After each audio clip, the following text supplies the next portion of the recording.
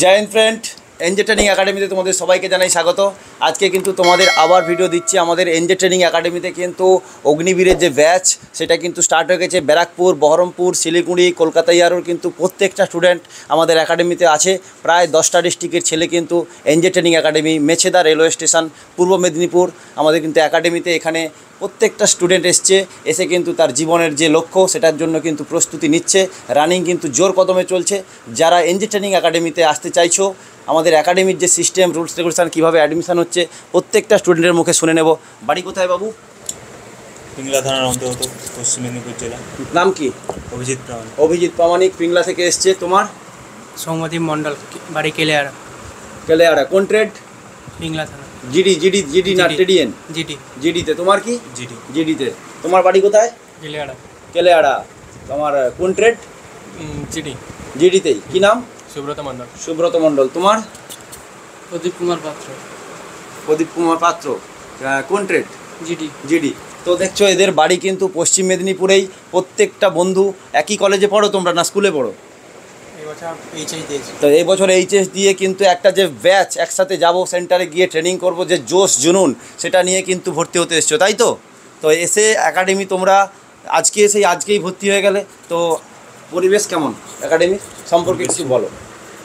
আমরা এসেছিলাম এখানের একাডেমি দেখে ভর্তি হওয়ার পরিকল্পনা নেব বলছি। কিন্তু আমাদের এখানে এসে সামনেই মাঠ, থাকার জায়গার সামনে চোখ বেড়ালেই দেখতে পাওয়া যায় মাঠ। ভালো লাগছে তো? আচ্ছা, এখানে থাকার জায়গা কেমন? তুমি তো দেখেছো রুম আগে। হ্যাঁ, সব কিছুই ভালো এখানে, সুযোগ সুবিধা সব কিছুই, মাঠ, থাকা জায়গা সব কিছু ভালো। আচ্ছা, মাঠের পাশেই কিন্তু থাকার জায়গা, তাই তো? একদম মাঠের পাশেই কিন্তু তোমরা থাকতে পারবে, যখন খুশি মাঠে দৌড়তে পারবে। মাঠ একদম দারুণ, সবুজের মাঠ, মানে একদম কার্পেটের মতো, বৃষ্টি হলেও তোমরা দৌড়তে পারবে। এই যে মাঠ আমাদের, ঠিক আছে? এবং প্রত্যেক স্টুডেন্টকে কথা দিচ্ছি, তোমাদের যে খড়গপুরে কলকাতা ইয়ারোর মাঠ আছে সেখানে কিন্তু আমরা নিয়ে যাব, এবং কোলাঘাটের মাঠে যে র্যালি হয় তোমরা জানো, সেই মাঠেও কিন্তু আমাদের ট্রায়াল চলবে, প্র্যাকটিস চলবে, কন্টিনিউ থাকবে, ঠিক আছে? বৃষ্টি হলেও রান হবে। ব্যারাকপুরের মাঠ 40 দিন বাকি। যারা স্বপ্ন দেখছো তাড়াতাড়ি করে এনজে ট্রেনিং একাডেমিতে চলে এসো, অবশ্যই স্বপ্ন পূরণ হবে। যদি তুমি 5,000 টাকা মান্থলি দিয়ে থাকো এবং 6,000 টাকা ভর্তি ফি দিয়ে থাকো, যদি না মাঠ পাস করাতে পারি ওই টাকাটাও তোমাদের কিন্তু ফেরত দিয়ে দেবো, কথা দিচ্ছি। ওয়েস্ট বেঙ্গলে কোনো একাডেমি নেই যে ফিজ ফেরত দিতে পারে, ঠিক আছে? তো আমরা ছেলেকে সাকসেস দিয়েই কিন্তু তার ফিজ নেব, না হলে কিন্তু নেব না, ঠিক আছে? কোনো ডকুমেন্টস লাগবে না এবং কোনো তোমার চাকরির পরে টাকা লাগবে না। তুমি আসতে পারো, 6,000 টাকা ভর্তি ফি এবং মান্থলি 5,000 টাকা দিয়ে তুমি কিন্তু তোমার স্বপ্ন পূরণ করতে পারো। কোচি, তুমি যে এসছো, আমাদের যাতায়াত ব্যবস্থা, যেটা কোনো বিপদ হচ্ছে, তোমার বাড়ি যেতে হবে তাড়াতাড়ি করে, এখানে যাতায়াত ব্যবস্থাটা কেমন? যাতায়াত ব্যবস্থা ভালো এখানে। একদম স্টেশনের সামনেই একাডেমিটা রয়েছে। কত মিটার হেঁটে এসছো? 200 মিটার হেঁটে এসছো। বাস স্ট্যান্ড কত দূরে? এনএইচ বাস স্ট্যান্ডের পাশেই, সেন্ট্রাল বাস স্ট্যান্ডের পাশেই কিন্তু একাডেমি। তুমি যখন চাইবে আসতে পারো, যখন চাইবে বাড়ি যেতে পারো।